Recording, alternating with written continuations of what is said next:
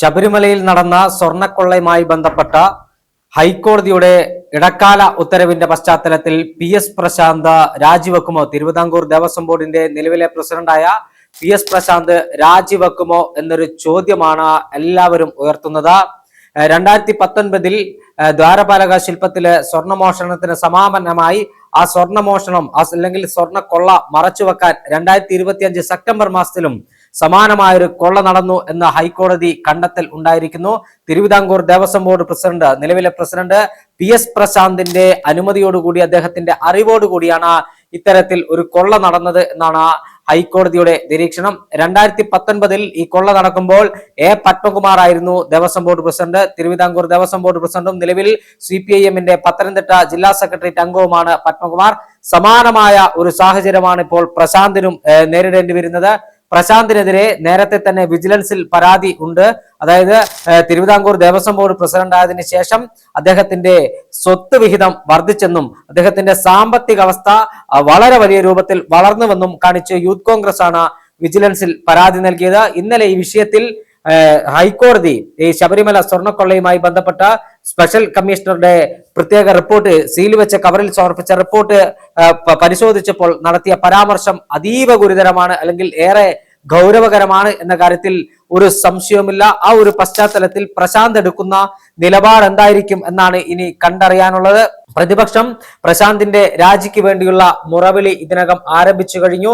ഭക്തരെ പിഴിയുന്ന ദേവസ്വം ബോർഡിന്റെ പ്രസിഡന്റും ദേവസ്വം ബോർഡ് അംഗങ്ങളും ശബരിമല ക്ഷേത്രത്തിൽ എന്തിന് എന്നൊരു ചോദ്യമാണ് പ്രതിപക്ഷം ഉന്നയിക്കുന്നത്.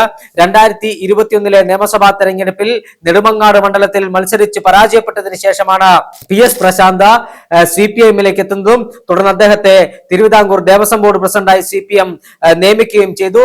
ആ പ്രശാന്ത് ഇപ്പോൾ വലിയ ഒരു ഊരാക്കുടുക്കിൽ പെട്ടിരിക്കുന്നു എന്ന് തന്നെ നമുക്ക് പറയാൻ സാധിക്കും. ശബരിമല അയ്യപ്പന് കാണിക്കയായി ലഭിച്ച സ്വർണവും പണവും ഉൾപ്പെടെ വലിയ തരത്തിലുള്ള മോഷണത്തിന് പ്രശാന്ത് കൂട്ടുനിന്നു എന്ന തരത്തിൽ തന്നെയാണ് കോടതിയിൽ നിന്നും ആ ഉത്തരവ് ഉണ്ടായിരിക്കുന്നത്. ആ ഉത്തരവിന്റെ പശ്ചാത്തലത്തിൽ പ്രശാന്ത് എടുക്കുന്ന നിലപാട് എന്തായിരിക്കും എന്നതാണ് ഇനി കണ്ടറിയാനുള്ളത്. ധാർമ്മികയുടെ അംശം അല്പമുണ്ടെങ്കിൽ, ധാർമ്മികത എന്നത് അല്പം പ്രശാന്തിന് തൊട്ട് തീണ്ടിയിട്ടുണ്ടെങ്കിൽ തിരുവിതാംകൂർ ദേവസ്വം ബോർഡ് പ്രസിഡന്റ് സ്ഥാനത്തു നിന്നും അദ്ദേഹം രാജിവെച്ച് ഒഴിയുന്നതായിരിക്കും അഭികാമ്യം. എന്തായാലും ശബരിമല സ്വർണ്ണക്കൊള്ളയുമായി ബന്ധപ്പെട്ട ഹൈക്കോടതിയുടെ നിർണായകമായ ഇടപെടൽ ഭക്തജനങ്ങളെ സംബന്ധിച്ചിടത്തോളം ഏറെ ആശ്വാസകരമായ കാര്യമാണ്. പ്രത്യേകിച്ച് ശബരിമലയിൽ കോടികളുടെ സ്വർണ്ണ നടത്തിയ കള്ളന്മാർ വിലസുന്ന സമയത്ത് അവർക്ക് മൂക്ക് കയറിടാൻ, അല്ലെങ്കിൽ ഈ സ്വർണ്ണക്കൊള്ള പൊതുജന സമക്ഷത്തിലേക്ക് എത്തിച്ചത് ഹൈക്കോടതിയുടെ ഇടപെടലാണ്. ദേവസ്വം ബെഞ്ചിന്റെ നിർണായകമായ ഇടപെടലിന്റെ തുടർന്നാണ് ഈ സ്വർണ്ണക്കൊള്ളയുമായി ബന്ധപ്പെട്ട വിവരങ്ങൾ പൊതുജനങ്ങളിൽ എത്തുന്നതും അല്ലെങ്കിൽ സർക്കാരിന്റെ ശ്രദ്ധയിലേക്ക് ഇത് പരസ്യമായി എത്തുന്നതും. തുടർന്ന് പ്രത്യേക അന്വേഷണ സംഘത്തിന് രൂപം നൽകി ഉണ്ണികൃഷ്ണൻ പോറ്റിയെ അറസ്റ്റ് ചെയ്തു. ഉണ്ണികൃഷ്ണൻ പോറ്റി മാത്രമല്ല, വൻ സ്രാവുകൾ ഇതിന്റെ പിന്നിലുണ്ടെന്ന് പ്രതിപക്ഷം നിരന്തരം പറഞ്ഞുകൊണ്ടിരിക്കുകയാണ്. ഈ വൻ സ്രാവുകളെ പിടികൂടാനുള്ള ത്രാണി അന്വേഷണ സംഘത്തിനുണ്ടോ? വൻ സ്രാവുകൾ ഉടൻ തന്നെ പിടിയിലാകുമോ? ആരെല്ലാമാണ് ഇതിന്റെ പിന്നിൽ പ്രവർത്തിച്ചത്? 2016 പിണറായി വിജയൻ സർക്കാർ അധികാരത്തിൽ വന്നതിന് ശേഷമുള്ള മുഴുവൻ കാര്യങ്ങളും അന്വേഷണ വിധേയമാക്കണമെന്നാണ് പ്രതിപക്ഷം ആവശ്യപ്പെടുന്നത്. ശബരിമല സ്വർണ്ണക്കൊള്ളയുമായി ബന്ധപ്പെട്ട നിർണായകമായ ഇടപെടൽ ഹൈക്കോടതിയുടെ ഭാഗത്തുനിന്ന് ഉണ്ടാകുന്നു എന്നത് മാത്രമാണ് ഭക്തരെ സംബന്ധിച്ചിടത്തോളം ആശ്വാസകരമായ ഏക കാര്യം.